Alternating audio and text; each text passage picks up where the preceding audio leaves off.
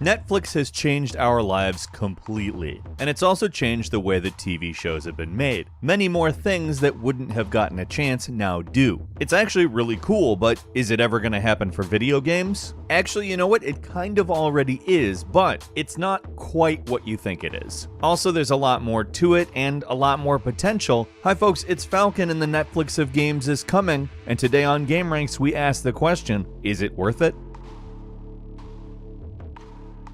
So let's just go ahead and talk about Netflix for a moment. Thanks to the fact that people in the world have accepted Netflix as a very good means of delivering content that we want to see, it's also become a huge platform, and as such, with the large amounts of money that it makes, has commissioned original content. That original content has not been stuff that you typically see on television because it's maybe a little bit more risky, or maybe a little bit more scary, or directed at people who don't typically get the chance to have TV shows in the manner that they do. Because of Netflix becoming what Netflix is, we've gotten stuff that we probably wouldn't have gotten if the TV model stayed the same, and that's great, because most of this stuff is pretty damn good. Yes, House of Cards probably could have happened on TV, but it wouldn't have happened the way it happened. For one, the cursing would be a no-no. For two, the everything else in House of Cards would have to be done in a totally different way so that we couldn't see it or didn't even know for sure what it was unless we thought about it for a moment. Yeah, there's been some pretty grisly shit that's happened on House of Cards. And although video games don't really suffer from the same problem by any means,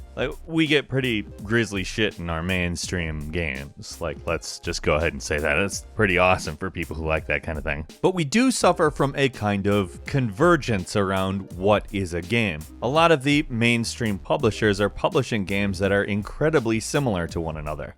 Aside from a few incredibly notable, awesome examples, the open world genre often comes off very, very same-ish. Same-a-rooney. Gotta go find the tower so I can get the map and the you can see the other tower kinda off in the distance. Let me just go over to that tower now.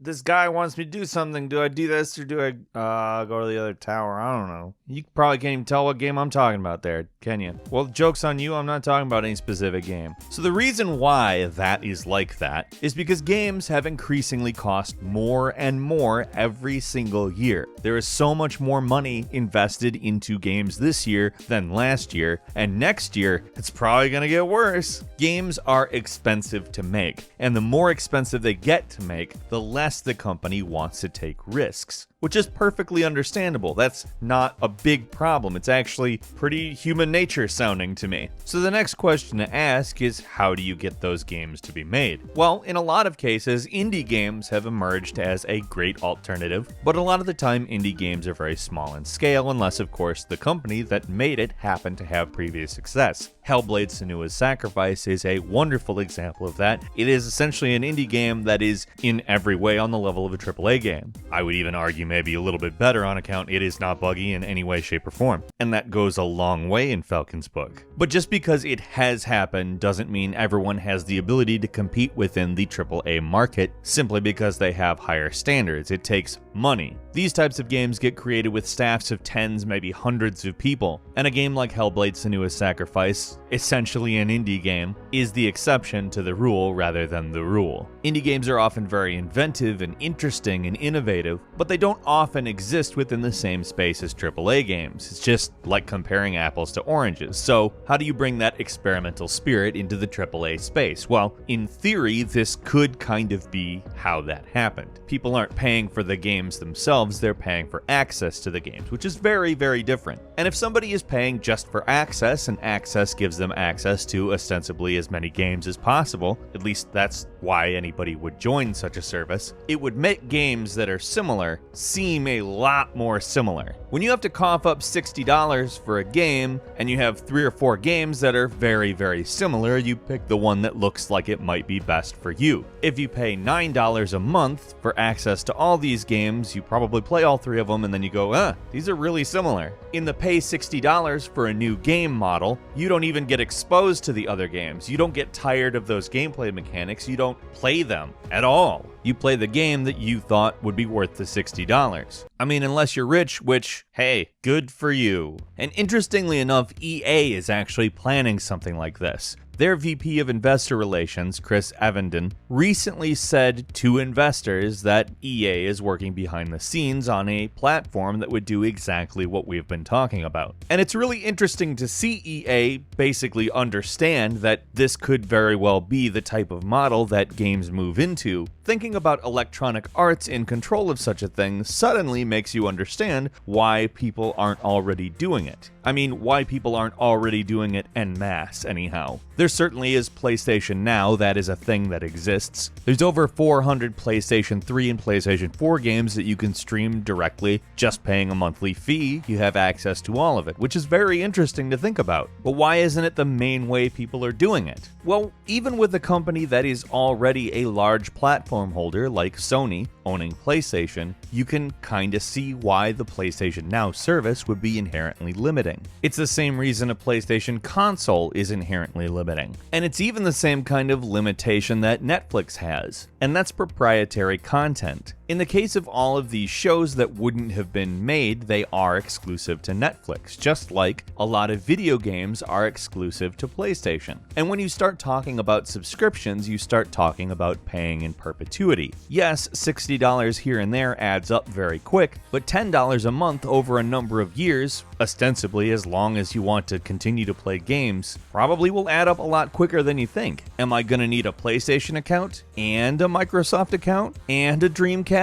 account, because that's how Dreamcast will eventually happen again? So PlayStation Now doesn't seem to be unifying game streaming into a single thing. Yes, it's probably going to be one of the bigger streaming things, at least until we figure all this stuff out, because like I said, it is a service that is held by one of the primary platform holders currently, and therefore access to a lot more is there. Still, we've got companies like EA moving in and thinking that this is what they want to do too. Now, if you want to talk about PlayStation being too fragmenting, let's talk about EA, a company that only has a few properties, at least compared to gaming as a whole. Obviously, EA has more than a few. That's a bit of an understatement, but compare it to all games, and suddenly it's like, well, I don't know. Is the EA streaming service really worth that $10? Is it worth $5? Is it worth it as part of a bigger streaming service? I don't know. Does the Dreamcast network establish itself as a unifying platform by which all of the other platforms can create their own little sub-streaming services, like channels? Like, you pay Dreamcast $5 a month and you pay EA $3 a month? And I'm just using Dreamcast because it's funny at this point. I don't think that that's going to happen. I mean, it would be amazing if it did, but I don't think that. And if the market got fragmented like that, it'd create another situation that's very much exactly the same as the one that we have now. We don't experience things for ourselves to make our own judgments because often we don't buy all of it. If there's 3 different streaming services, the Ubisoft one, the EA one, the Rockstar Games one, and there's a new open world game that's attracting lots of customers to each one of those 3 new streaming platforms, we're faced with the exact same choice again. Do we play Grand Theft Auto? Do we play Watch Dogs 2? Or do we play something that's just like those but Star Wars? The game itself isn't actually anywhere interesting, it's just Star Wars. It has all of the same mechanics, it's just Star Wars. It's the same game, but it's Star Wars. Or Mass Effect. It's got a different skin, but it's the same game. That's what I'm saying. You're probably not going to get all of those services to try out all of those games, at least not all at once, which would go ahead and basically take down the whole reason why this would be good. The abundance of choice would lead people to have to innovate in order to stand out because everybody can do everything, and it's not that interesting when everything is the same. So how do we do this without it turning out that way? Well, unfortunately, we're going to have to really look at what we want out of one of these services, because if we get one of these services and they don't have a big lineup of games, if a bunch of different companies make their own services and keep their games on those platforms, these services aren't going to work. It's library that makes it work.